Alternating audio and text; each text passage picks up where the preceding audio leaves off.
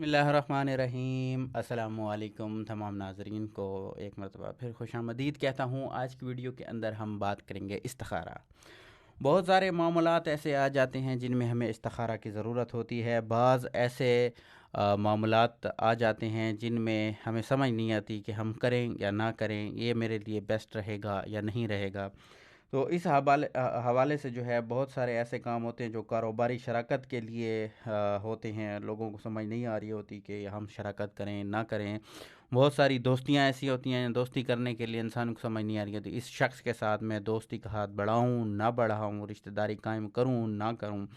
या बहुत सारे ऐसे मामलात होते हैं शादी ब्याह के कि शादी ब्याह करनी होती है, लड़की या लड़के वालों को ये समझ नहीं आ रही होती कि ये आया कि रिश्ता जो है हमारे लिए बेहतर है या नहीं है। तो उसके लिए आज की वीडियो के अंदर मैं आपको एक बेहतरीन नुस्खा बताऊंगा कि आपने किस तरह इस्तिखारा करना है और किस तरह ये आपको मालूम होगा कि फ़लाँ काम जो है मेरे लिए बेहतर है या नहीं है। तो वीडियो को स्टार्ट करते हैं।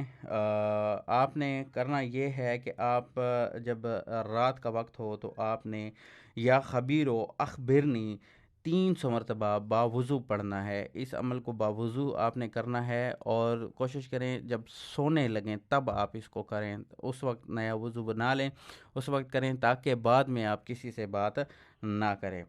300 मरतबा आप बावुज़ू पढ़ें और पाक साफ़ बिस्तर हो। ये ना हो कि जैसे बच्चे होते हैं वो पेशाब कर देते हैं, तो ऐसा बिस्तर ना हो, बिल्कुल पाक साफ़ बिस्तर हो।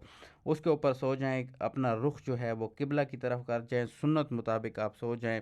दरमियान में आपने ना पढ़ाई में किसी से बात करनी है ना पढ़ाई के बाद आपने किसी से बात करनी है, डायरेक्ट आपने सो जाना है।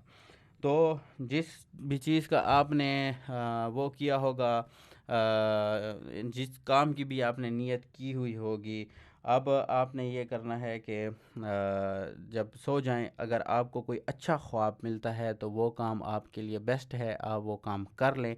अगर आपको कोई बुरा ख्वाब मिलता है, कोई डरावना ख्वाब मिलता है, तो फिर आप उस काम को मत करें, उस काम को तर्क कर दें।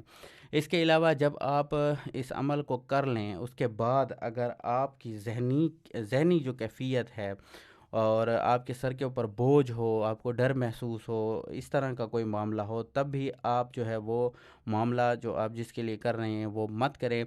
और अगर आपको पढ़ाई के बाद सुकून राहत महसूस हो तब आपके लिए वो काम अच्छा होगा, आप वो काम कर सकते हैं। तो ये एक छोटा सा अमल था इस्तिखारे का। उम्मीद है आपको पसंद आया होगा। फिर मिलेंगे नई वीडियो में। दुआओं की दरख्वास्त करूँगा। अल्लाह हाफ़िज़।